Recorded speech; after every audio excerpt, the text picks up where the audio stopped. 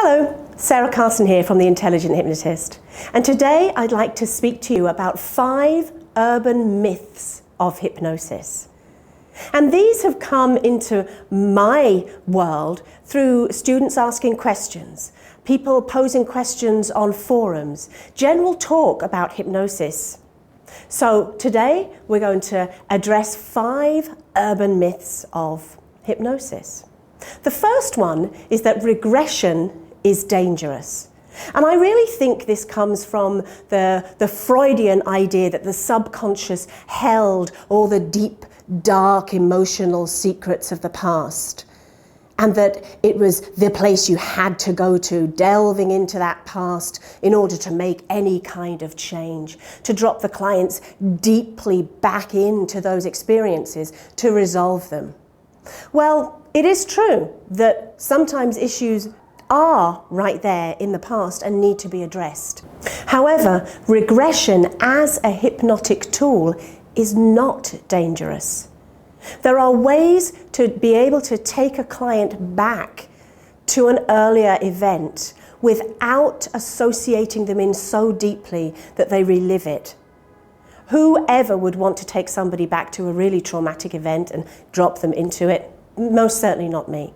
So the style of regressions that we use most certainly address things that may have happened in the past, but keep the client dissociated and are able to effect profound change, even though we're not letting the client step deeply into that past event.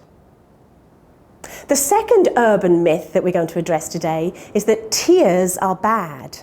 Now, I've heard this from students and even other hypnotists who are concerned that their clients are crying. Well, here's the thing. We are given all of the emotions for a reason. And it's really making sure that those tears are appropriate and having in our minds that tears are a way for the body to cleanse and to release. So tears are not necessarily bad. Some people also think that tears are going to lead instantly to some kind of abreaction, where they're just going to lose control. The client is either going to lose control or the hypnotist will lose control of the session. Tears and abreactions are not the same thing.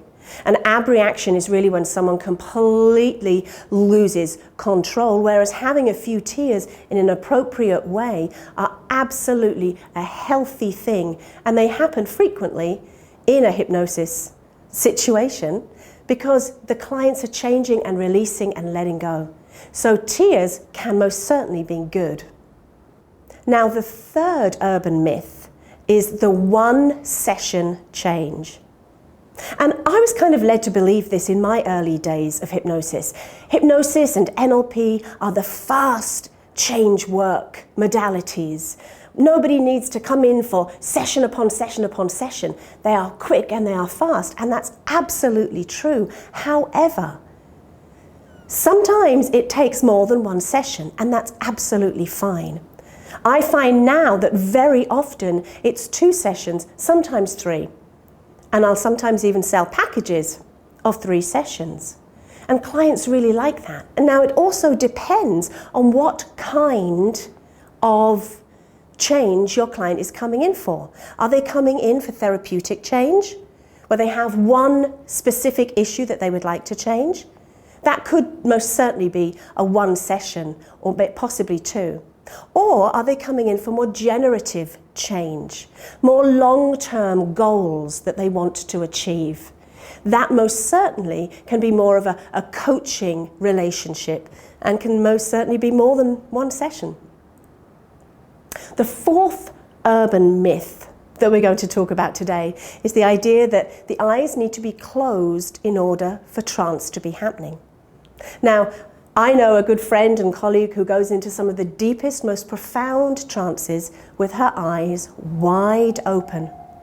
I can tell she's in trance by the look in her eye, by the softening of the facial muscles, by the stillness, the changes in her breathing.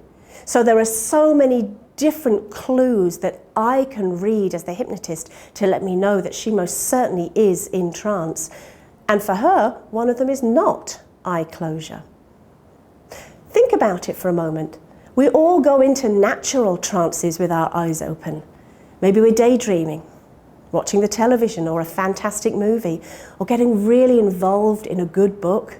Those are all eye-open trances. So it's a really very natural way for us to go into trance.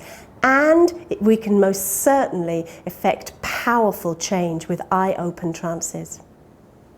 The fifth urban myth that we're going to talk about today is depth of trance. Now, there are some hypnotists and some schools of hypnosis out there who truly do believe that the deeper you go into trance, the deeper you're able to take your client into trance, the more profound change will occur. I haven't found this to be necessarily true. I've had clients make deep and profound changes when really they were in a very light state of trance. They may even be sitting with me at my desk we're at the very beginning of a session, and they don't even realize that hypnosis is happening. Now, I can see it happening, and I can see that changes are already taking place. So depth of trance for me does not necessarily equate depth of change. So those are the 5 urban myths that we hope we've busted for you today. So hopefully we'll see you at a live training event or online sometime soon. Sarah Carson once again for The Intelligent Hypnotist.